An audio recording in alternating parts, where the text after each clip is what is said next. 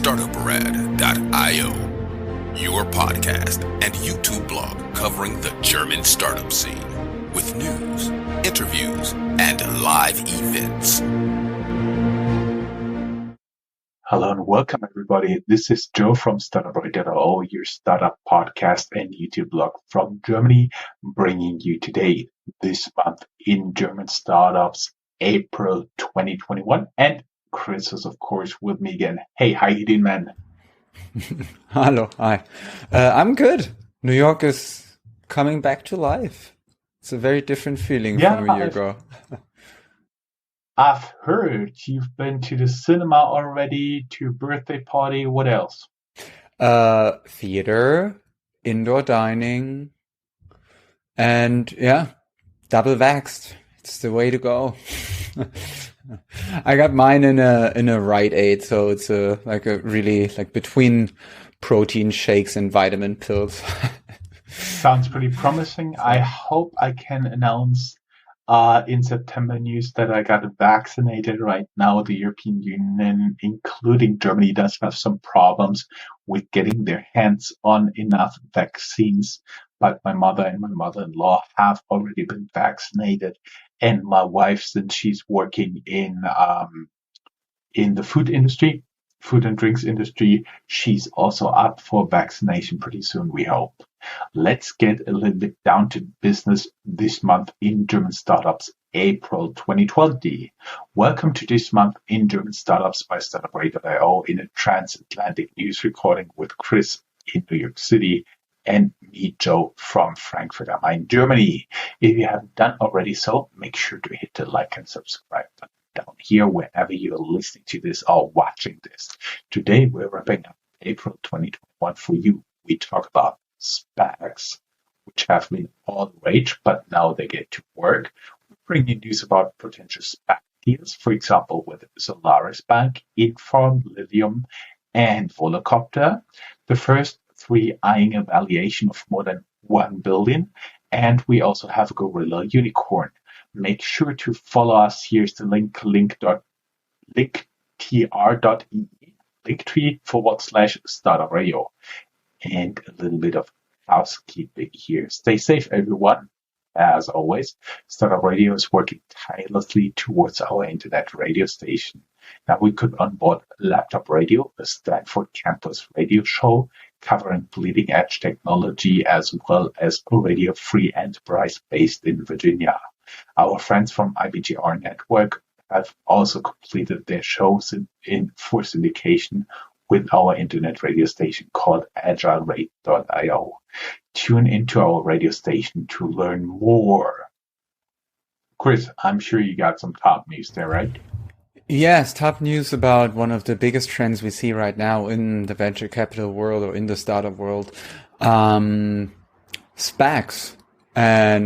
or a SPAC in this case, related to the unicorn banking to a unicorn banking case from Berlin, because we see there that the banking as a service specialist Solarisbank is looking for an investment bank to take her public via a SPAC deal.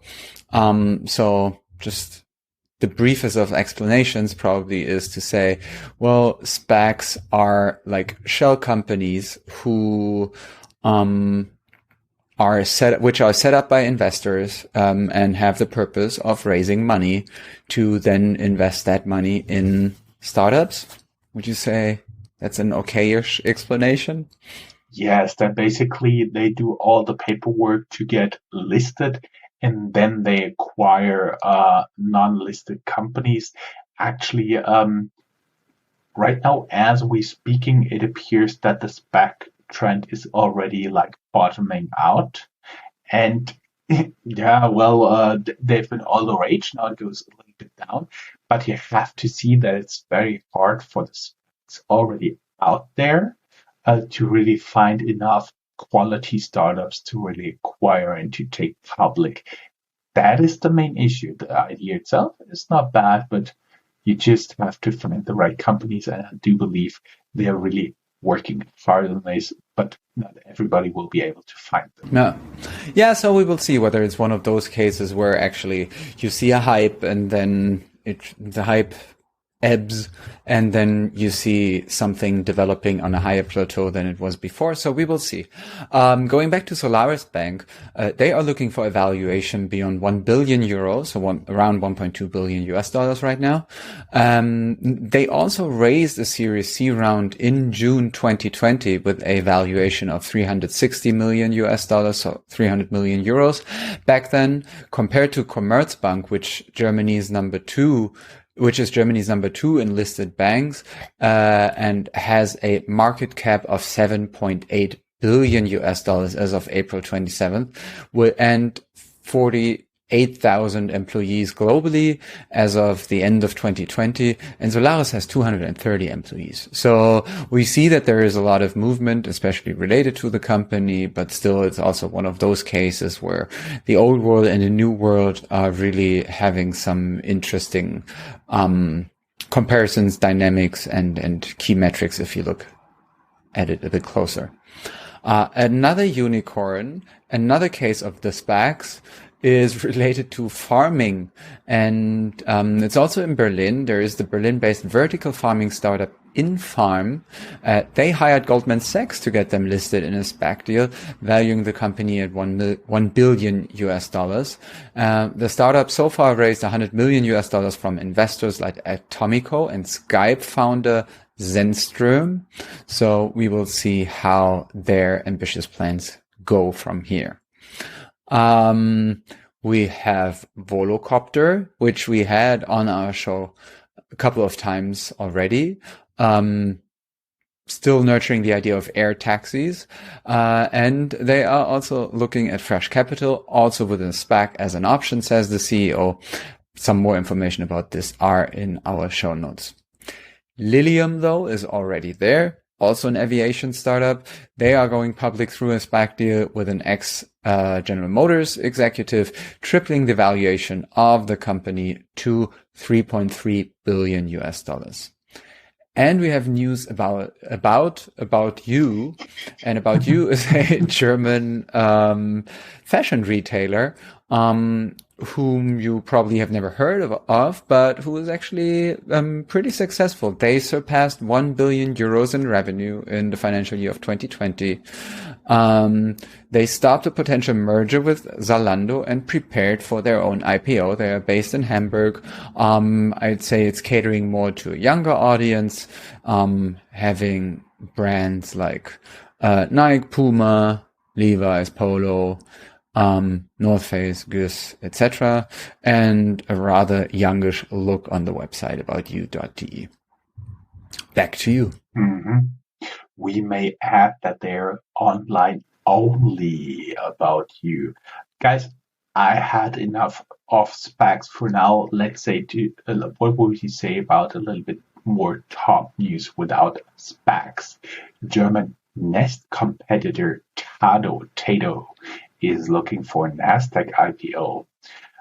We found Tato is a German competitor of Google's Nest. They raised more than 100 million US dollar VC money from investors like Siemens, Amazon, Total, and E.ON, a German energy company. Total is a French energy company, and now they're considering an IPO at Nasdaq. We will surely keep you up to date there. Unicorn Gorillas, the on-demand grocery delivery startup, raises 290 million US dollars and surpasses the 1 billion valuation. Our never-ending story, Wirecard. We promise to keep you up to date, and we stick to it every news. Keep in mind, there's still an investigative committee ongoing. This month, Chancellor Merkel had to appear in front of the investigative committee for Wirecard. We did not gain any new insights. She only admitted to lobbying for Wirecard during her China trip, but did not know about the company cooking their books at this time. We got a press release in our inbox. Finch Capital's No More Pay sweeps up Wirecard's APAC assets, meaning Asia Pacific. Chris, you want to take the bird's eye? Yep. What is your I will, yeah, I will move on from here. But what is your impression as of now of the political discussion of the Wirecard case? Do you think it will have implications also looking forward to the election, or is it just something where people think, well, companies are companies, politicians are politicians, it is what it is, and also it's really complicated, and yeah.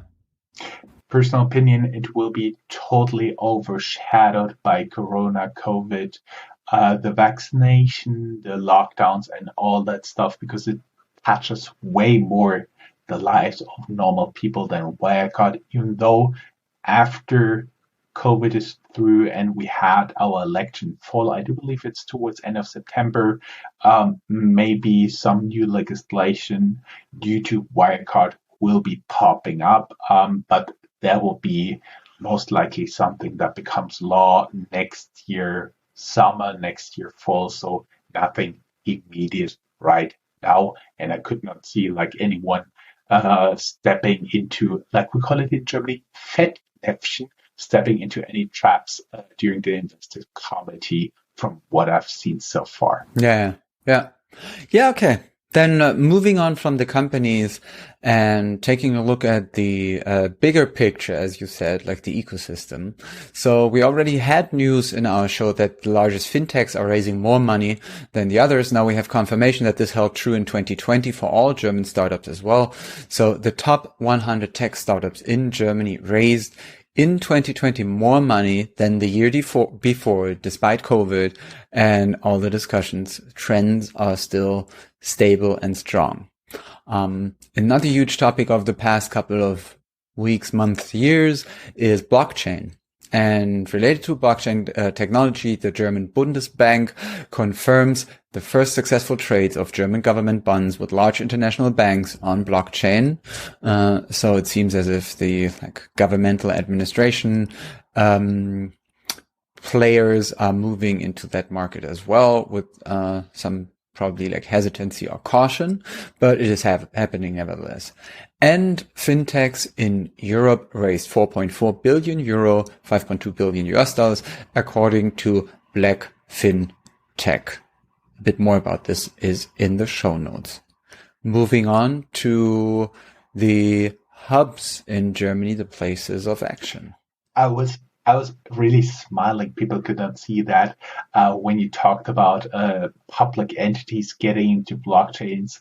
I just thought, that's the point when your company valuation will not triple or increase 20-fold just by adding blockchain to the name. So I do believe this hype is over, and now we get down to business, which is actually the part I enjoy more. Enough said about that. Talking about hubs. As always, the order of the news and cities is only due to the time when we discovered the news. Frankfurt, the startup Volocopter. Yes, we did an interview with them. Yes, you can find it down here in the show notes. And all Nippon Airways from Japan partnered to jointly develop drone delivery infrastructure. The idea behind it is that they have some small islands off the coast of Japan, and they can use it to deliver medications, parcels, and all that stuff, which is not very big because Volocopter is not made for people, but for stuff like parcel and medical delivery. And they can basically have a continual service to those islands a little bit further out. Düsseldorf. Very nice city at the small river Düssel in the more northwest of Germany, I would say. Citigroup and the UK-based asset manager Chinabari invest 250 million euros, almost 300 million US dollars in Düsseldorf-based finance platform Aux Money. You heard about them in the past. This money is intended for credit that it can directly hand out from the platform. Munich-based fintech global savings group buys Berlin-based loyalty app Swoop, according to Munich startups. Plus, I have some pretty bad news. It looks like this year, no Oktoberfest as well. Just trivia I got in here. Austria Graz in Austria opens new startup center for 12 million euros, suggestively named Unicorn. I like that one. And Switzerland, Zurich-based Keeper acquires Hua to tackle trillion-dollar opportunity in the frontline workforce productivity and collaboration space. Chris, I do believe you got some news on single companies. Yeah, so we had the top news, we had the ecosystem, and we had the hubs. So we are diving even further down and now look at some more company news. And that brings us back to the topic of SPACs, because the ticker symbol $RKTAU is the SPAC made by Berlin-based Rocket Internet. So they will be traded on NASDAQ. The IPO volume could reach up to 287 million US dollars, says one article. And we have the German-based SPAC Teotech A. They priced a $300 million IPO as well. So, we will see how much the SPACs will disappear in the upcoming months. Moving on to e-mobility. There was just one curious news story about this, just showing probably why e-mobility is not yet working in Europe, or at least claiming that e-mobility is not yet working in Europe. It was about a retired couple that wanted to drive with an ID.3, an all-electric car, from Freiburg in Germany to Montpellier in France. The normal trip time would be 7.5 hours. It took them 26 hours, though, due to problems with apps, with charging, with payments. And I think it's maybe one of the extreme examples, but with its emphasis on a specific problem, it just shows how media still frames reporting about the future of mobility. And you are giving us some fintech news. Some more fintech news. Thanks, Chris. Berlin-based payment terminal provider SumUp raises 750 million euros venture debt from investors like Bain Capital and Goldman Sachs for further expansion. The IPO is at least 3 years down the road, and the SPAC is out of the question. Allianz X, the VC arm of German insurance giant Allianz, formerly the company builder, is rumored to have invested $100 million in the $600 million investment round with Stripe. The Atlas, a robo-advisor of Vanguard in Germany, is live. The blog Finance Forward reports BCG are building it. And Sifted has a nice article, Meet the Fast-Growing N26 Mafia, the employees turned entrepreneurs. Of course, they're referring to former employees of Berlin-based N26 Challenger Bank. And WeFox, the insurtech startup from Berlin, brings in Goldman Sachs for a funding push. Chris, some more companies, some of it in the spirit of being a true wrap-up, a bit older. For example, in mid-March, we already learned that the founders of the Berlin-based Colibri Game Studio are leaving the company after they had already sold it to Ubisoft from France in 2020. They claim that they want to move on, or they plan to move on also to be in more investors themselves. We have Otto, which is one of the biggest traditional catalog retailers in Germany, started a huge success story after World War II, and the number 2 in German e-commerce among Amazon and Zalando and all the other digital-only competition. Otto increased revenue in 2020 by 30%, mostly driven by online shopping. And it seems to be one of those stories where a legacy company is really doing well and doing something right, how to figure out the internet. Mario Götze of soccer fame, worldwide soccer fame, invests in Berlin-based Plus Dental, a company producing dental splints, which wants to become a unicorn. And last but not least, by the billionaire twin investors behind bio and tech success have set their sight on a new startup, the Münchner Leukämie Labor, the Leukemia Lab, a startup focusing on treating leukemia. You can also learn more about the twin investors in our blog post, because I think you spoke to them, Jörn, right? Unfortunately, they never talked to me, but I did a very deep dive into those guys, the brothers Strüngmann. They are together ranked number 200, the twin brothers, as richest individuals in the world. They have multi-billion asset, and as a German, you may know Hexal, the company that produces pharmacy medicine that run out of patent protection and can be reproduced pretty cheap. They sold this in a multi-billion-dollar deal already years and years ago. And then they started investing the money, for example, in companies you know from our startup news. For example, they made bio and tech possible. At the time on the IPO of bio and tech, they have been the biggest share owner, owning more than 50% of the company.